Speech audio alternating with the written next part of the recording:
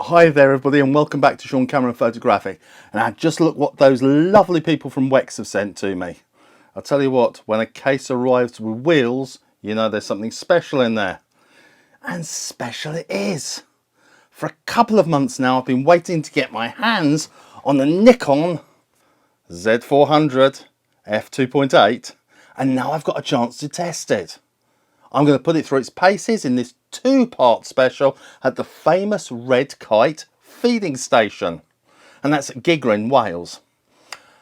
I'm also going to take it to a wetland wildlife reserve, but of course that's only after practicing with it at the local lake just to make sure it all goes well. At the end of these videos I'll be comparing some of the images that I got from the 400 to the ones I took with my trusty Nikon 300mm f2.8, which if you follow this channel you'll already know is my favourite lens. I will of course fit it with a 1.4 and 1.7 teleconverter just to make the comparison as fair as possible, and I'll also throw in the Tamron 150-600. I'll throw it into the mix just for good measure. But before all of that, let's take a closer look at this gorgeous lens. I can't wait. Okay, it's very late in the evening and the birds are being very noisy, but I will carry on through. Firstly, it has a feature that I've been jealous of since Canon brought out their EF 200-400 f4 lens way back in 2013. Yep, it's got a built-in teleconverter. You see, the idea is simple but ingenious. This large switch, or you could call it a small lever, switches the extender over, whilst the locking switch can be used to ensure that it either stays engaged or out of the way. Now, I never did get the chance to try the Canon out, but apparently it had the same loud and fairly disturbing clonk that this Nikon makes. Take a listen. The thing is, it turns this 400mm into a 560 almost instantly. Obviously the f2.8 now becomes f4, but that's fairly standard aperture for big lenses nowadays, isn't it? The length is long. It's about 39 centimeters or just over 15 inches. And if you compare it to the 300mm or even the 70-200, you can see what a beast it is. That said, the weight's virtually identical to that of the 300mm, even with the built-in teleconverter. And do you know something? That's great news, because that means I know that I'm going to be able to handhold this lens relatively easily. In fact, by the time you attach a teleconverter to the 300mm, it's nearly half a pound heavier than the 400. Food for thought? I think so. The build quality is as rugged as you'd expect. It's got loads of buttons and rings, so let's go through them. So the lens essentially has two FN buttons.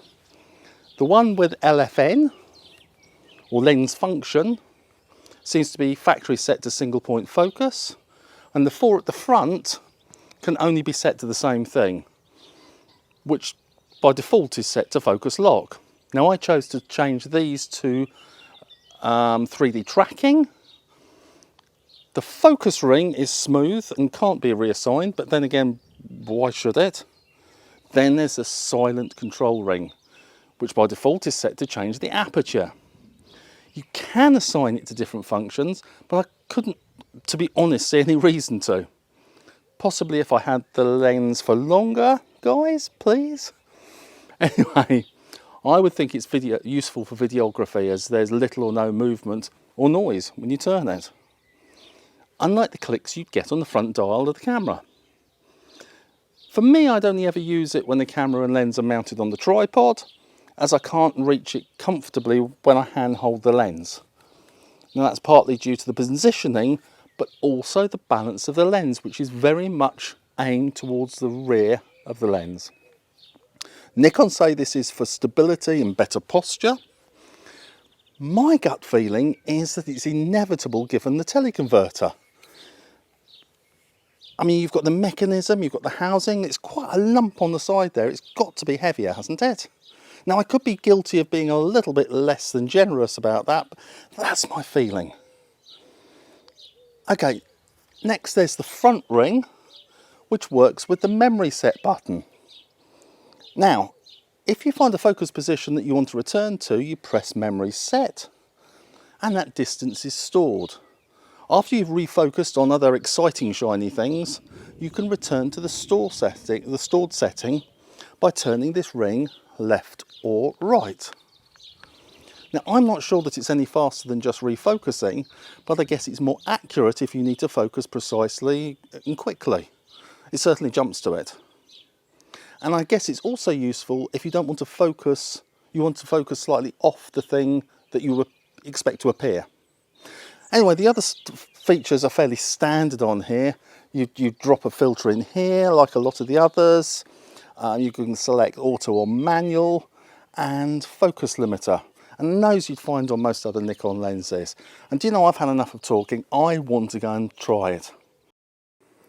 Now, these images were taken the next day because as soon as I got set up, a huge black cloud appeared overhead. It got really dark and started to rain. Now, of course, none of that should be a problem because the lens is f2.8 and is more than capable of giving great images in low light, especially when attached to my Z9. It's also weatherproof. But you have to forgive me for being more than a little bit overprotective with a lens that would cost over 13 grand to replace. Oh, didn't I mention the price? Yes, it's £13,499 or nearly $14,000 in the US. To be honest, it's the only lens I've ever been scared of, scared that I might actually like it and therefore want it, and equally scared that I might drop the thing. Back to the pictures. The images I've shown you so far were a combination of the 400mm and the teleconverted 560mm. Now it's time to see if you can tell which images were taken with and without the converter. Which do you think are which? Now the question is, do you lose any quality along with your one stop? Okay, I'll tell you what, I'm going to show you some images and I challenge you to tell me if I'm using it or not. What about these? Which is 400 and which is 560? So I think we can conclude that there's very little discernible difference. If you could tell them apart, then you've done really well. And you can call yourself the Grand Pixel Peeper Extraordinaire. Okay, let's see how the Nikon 300mm got on with the 1.4 teleconverter. Now I know it's not 400mm, it's actually 420mm, but it's the nearest I could get to it. And now with the 1.7 teleconverter, yes, again, it's actually 510mm. Go with it, forgive me. Let's introduce the Tamron 150 to 600mm at 400mm. And now at 560mm. Thoughts? Now it's time for them to square up against the might of the Z400mm. I think we agree that there's very little difference in quality when you use the built-in teleconverter, so we'll just use this image. And bring in the 300mm with the 1.4 and the Tamron set at 400mm. Next we have the 300mm with the 1.7 teleconverter and the Tamron set at 560mm. Now, I'm sure you've all reached your own conclusions, but I'm not going to give you my views now, as that's part one and the portrait section completed. Join me next time when I take all three lenses on a road trip, because it'll be an all-action session with the red kites of Gigrin and the birds of the wetlands. And remember that last swan image that was taken with the Z400? Well, I've also got a possible surprise for you about it. So if you like this video, be sure to click the like. And if you really liked it, I'll tell you what, don't keep it to yourself, share it around. Take care and see you soon. See you next time.